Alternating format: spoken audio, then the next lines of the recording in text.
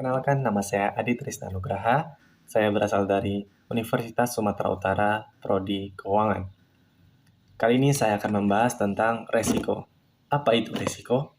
Resiko adalah efek dari ketidakpastian pada tujuan. Jadi jelas ketidakpastian itu faktor pertama dalam mempertimbangkan apa itu resiko, dan faktor keduanya itu tujuan. Dalam pengertian lain, resiko merupakan ketidakpastian suatu kejadian atau kondisi yang tidak pasti yang jika terjadi memiliki efek positif atau negatif pada tujuan. Resiko berkaitan dengan ketidakpastian dan efeknya pada tujuan. Tentu saja, ketidakpastian akan berbeda dari risiko. Ketidakpastian mengacu pada pengertian risiko yang tidak diperkirakan atau unexpected risk, sedangkan risiko itu sendiri mengacu kepada risiko yang diperkirakan atau expected risk. Bahwa tidak semua risiko itu buruk. Bahwa kita memiliki beberapa risiko buruk yang dapat merugikan kita jika itu terjadi. Kita juga punya beberapa risiko bagus yang dapat membantu kita jika terjadi. Ketika kita melakukan manajemen risiko, kita mengelola risiko berupa ancaman dan peluang. Ancaman dan peluang itu sama, yang membedakan hanyalah tanda dampaknya. Ancaman adalah efek negatif dari ketidakpastian pada tujuan, dan peluang adalah efek positif dari ketidakpastian pada tujuan. Manajemen risiko bertujuan untuk mengurangi risiko buruk dan memastikan bahwa tidak terjadi, tetapi kita juga ingin membuat hal-hal baik terjadi. Dan kita harus memiliki cara mengelola risiko terbalik atau positif untuk memastikan bahwa kita mendapatkan keuntungan harinya. Apakah kita ingin menghindari semua risiko buruk, atau apakah kita harus mengambil beberapa risiko bahkan yang berpotensi buruk?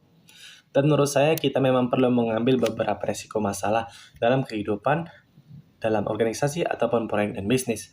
Kita tahu bahwa risiko terkait dengan imbalan. Jadi jika kita bermain aman sebagai bisnis dengan mengatakan kami akan tetap membuat produk yang akan kami buat, kami tidak akan mencari inovasi apapun, kami tidak akan mencari produk baru atau pasar baru, kami hanya melakukan apa yang kami lakukan sekarang, dan beberapa perusahaan telah mencoba melakukannya. Bahwa kemudian inovasi akan segera terjadi tanpa kita sadari, dan kita akan kehilangan bisnis.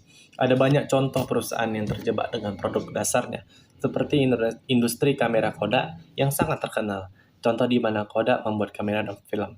Dan kemudian bahwa Kodak menemukan kamera digital pertama. Dan kemudian mereka berkata, itu bukan urusan kami. Anda tahu kami tidak ingin melakukannya. Itu terlalu beresiko. Kami hanya akan membuat film dan kamera yang lebih baik dan lebih baik. Dan kemudian tiba-tiba revolusi kamera digital terjadi. Dan Kodak kehilangan bisnisnya saat itu. Jadi banyak contoh bahwa kita perlu mengambil resiko untuk melangkah ke area baru, untuk berinovasi menjadi kreatif, untuk berwirausaha, dan ini sangat penting. Tentunya semua bisa salah. Itu mengapa kita membutuhkan manajemen resiko. Jadi penting bagi kita untuk mengambil resiko untuk mendapatkan manfaat dan tidak hanya bermain aman. Penting untuk menyadari bahwa kadang-kadang kita hanya perlu mengambil kesempatan dan kemudian mengelolanya secara efektif. Apa langkah terpenting dalam proses manajemen risiko? Langkah awal adalah yang terpenting, yaitu merespon risiko tersebut. Jika kita melalaikan respon terhadap risiko, maka kita tidak akan melakukan hal apapun selanjutnya. Tapi setiap langkah itu penting.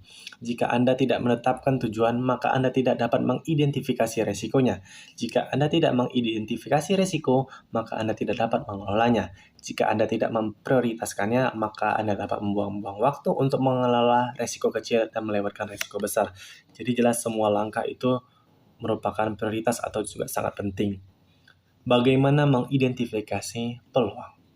Peluang sebenarnya adalah sesuatu yang perlu kita pelajari dan atasi, bahwa keduanya sama dan keduanya penting. Tetapi karena kita memiliki pola pikir ini, maka ketika kita melakukan hal-hal seperti curah pendapat dan lokakarya serta daftar periksa dan kuesioner, ada beberapa teknik yang dapat kita gunakan yang terutama berfokus pada peluang. Misalnya, kita dapat mengadaptasi beberapa teknik negatif seperti analisis teknik pohon kesalahan. Misalnya, pohon kesalahan adalah cara yang mengatakan jika kesalahan terjadi, maka sesuatu yang buruk terjadi. Kita dapat memikirkan tentang penyebab kesalahan itu apa yang akan menyebabkan kesalahan terjadi. Sehingga kita membangun pohon kembali dari kesalahan untuk mengatakan bahwa hal-hal ini berkontribusi pada kesalahan.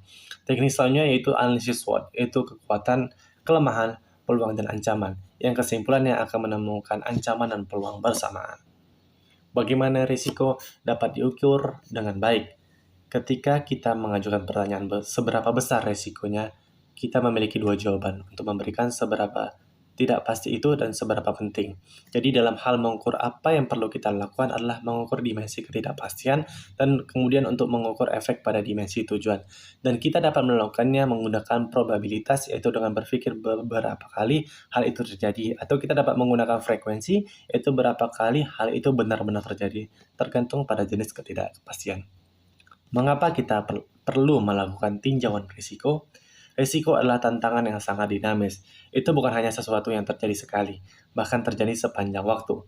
Kita terus-menerus terpapar berbagai jenis risiko, dan penting bagi kita untuk menyadari sebagai tantangan dinamis, dan kita perlu menyadari bahwa saat risiko berubah, kita harus mengidentifikasinya dengan memprioritaskannya, mengembangkan tanggapan, dan menerapkannya. Jadi jika kita melakukan sesuatu yang membutuhkan rentang waktu seperti proyek atau periode perencanaan strategis atau peluncuran produk, kita harus mengidentifikasi risiko di awal yang akan menentukan strategi kita.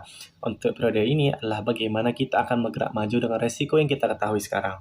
Mungkin beberapa minggu atau sebulan, kemudian kita telah membuat beberapa kemajuan. Kita telah mengubah situasi melalui keputusan dan tindakan.